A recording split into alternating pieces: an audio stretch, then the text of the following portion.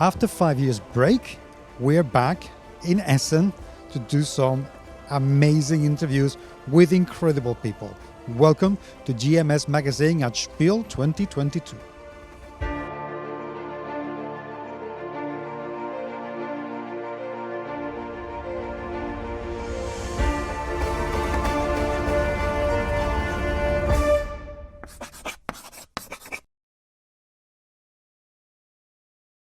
Okay, remember Burano?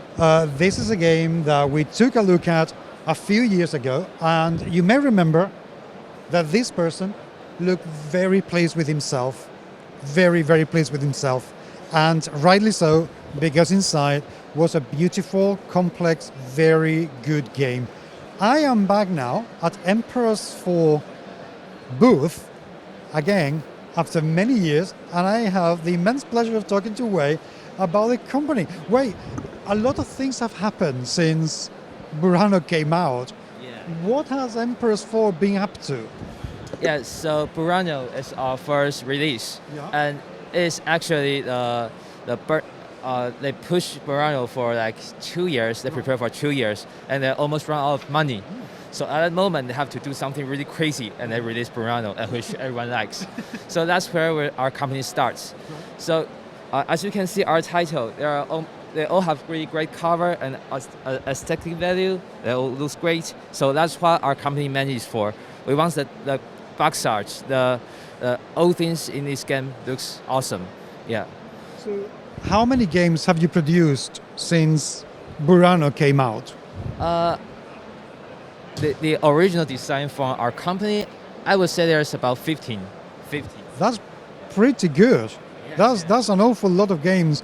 Because how long has Emperor's 4 going? It's almost about 10 years. Wow, yeah, okay. So 2 new games are released each year, so that's almost about 15. That's very impressive. And now you're Essen.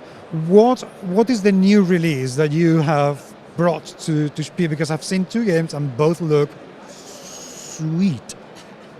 Yeah, so the audience may be more familiar with our previous series, the Hanami Koji and Geisha Rose, and now we're trying to do some cyberpunk stuff. Okay. So here is one of our new titles, War Splitters. War Splitters is a design for our Taiwanese friends. I want to bring it to the world. So it's a really cool game with a simple rule. A player just places an active player will place 1 fence on anywhere he likes on this map, and the map is in the box itself, so you have really cool 3D presence. Okay, so the active player places down a fence, and other player will bid for the 2 adjacent spaces. Okay. As the games go on, so they'll bid for the 2 adjacent spaces, and when they got the space, they can put their meeple down. Or on the second option for the active player is they could actually pay that player for that bid and place down his own meeple. So there's a dynamic interaction between the players. Okay. So as the games go on, the region will become enclosed because there are more friends putting down. And so that's when we'll see who has the majority of meeples in that area, and we're scoring accordingly to the rules. Yeah. So what's really special about this game is that we got the 3D presence, which is cool. We got 4 maps. It has all different powers and replayability, and the rule is super simple. I can explain that in 5 minutes, and you can get down to play. And it is an actually really meaty Euro games that can support to 5 players and takes about an hour to play. Yeah. And yet the box mentions that it is from ages 8 and older. So Yes. it must be really simple. How does it catches the attention of the younger players? Is it very quick? It will take some experience to know the decision, but you won't not feel the games slow down or you have nothing to do in your turn, because in every round you are involved. You're either placing down the fence, you're either beating. So you'll never be bored. You don't have that multiplayer solitaire moments that I have to see that player do something and it's my turn. We don't have that in this game. Okay. You're always actively joining in the game. You know, I am very curious about this game, so why don't we go and take a look at the one that you have set up and go a little bit deeper into the rules. How about that? Yeah, sounds great. let's take a proper look at World Splitters, because the box looks amazing, but the game looks even better. so, so, okay, how does it play? Because there's an awful lot of things going on here. Tell me more about the rules. So the active player will choose down anywhere he likes to place down a fence. So let's say the player places down a fence here, and then all other players will secretly hold their beads in their hands. So let's say there are other two players and they hold their hands here. So then show their beads.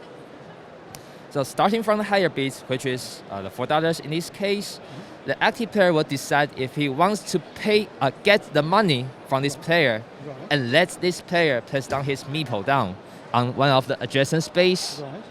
Or the active player can has the second option. He could instead pay the $4 to this player, and then he can place down his own meeple on one of the adjacent space. Okay. So as the games go on, more region will become enclosed. So let's say this region became enclosed. Okay. So at the moment that this region is enclosed, the player who places down the last fence will get a bonus tile here, which will offer some bonus points. Then we'll see who has the majority of meeple in this area. Right. So right now we see it's the purple player, so he will score accordingly. Each space gives 3 points, so 3, 3, 3, 3, 12 points. He will move the score track somewhere like this. Okay. The second player also gets some compensation, so he will get for each meeple 2 points, 2, 2, 2. So 6 points for the orange player to 15. Yeah. So that's almost about the game. It's really simple. You just place down a fence, hold the beads, and decide you want to get that money or return the money, pay the money. I like one thing about this, and is that most area control games, when you score, you only take into account your pieces. But in this case, you're taking into account all the pieces. So having all the players around is not necessarily a bad thing. Yeah. You could actually get some really sweet benefit by placing only one in the area, because you may get, if the competition is harsh, you may get pretty much many points. Yeah. So when the games will go on until a region become enclosed and the game will end. Right. Yeah. So what's special about this game is that we got 4 different maps. So you can see here's one map, and here's another one, and on the back side there's another one. So there's another one map here. Each map comes with different map powers and different settings. So for this map, it's more like in the desert. So we got the obelisk, futuristic cyberpunk obelisk here. Yeah. So, and also we come with map powers. So when your meeple is placed down on the green tile, like here, you get the power. So for this map, this power lets you to put down one more obelisk anywhere he likes. And then when the area is enclosed, it will give 5 more points to the player who has the most meeple. Yeah. Okay. So the red one, you will let the player move up on the tiebreaker track, and the yellow will let the player to place down one fence immediately. Yeah. So I know it sounds really plain when I explain the game, but actually in the game there's a lot of things going on. Dynamic interest, and you have to know how to let other player pay more than he wants. Yeah. That's really the neat things I like about this game. I like the idea of the player interaction and tricking other people to actually pay more and keeping your resources and play it wisely. I think that works very well.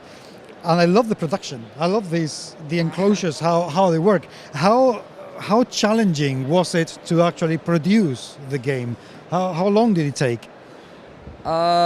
It takes we signed this game about 2 years. Wow. 2 years ago, because our company are in some financial struggles. So until this year, we start to look back and see what's in our backlog, and which is good enough that we can present to the players. And this one really got burn our interest, ignite our passion again. So we decide, it's time to bring these World Splitters out. That sounds great. Now, of course, it's available here at Essen at Spiel. Once the show ends, how can people buy this? Right now, we're looking for distributors and retailers. So things are going well. I guess we players can get it in France, but in other countries, we're not quite sure yet. Okay. Yeah. Well, fingers crossed that you will find somewhere because this deserves to be known. So, fingers crossed. Wait, thank you very, very, very much indeed, sir. Thank you. No, thank you, Paco. It's a nice interview. You too.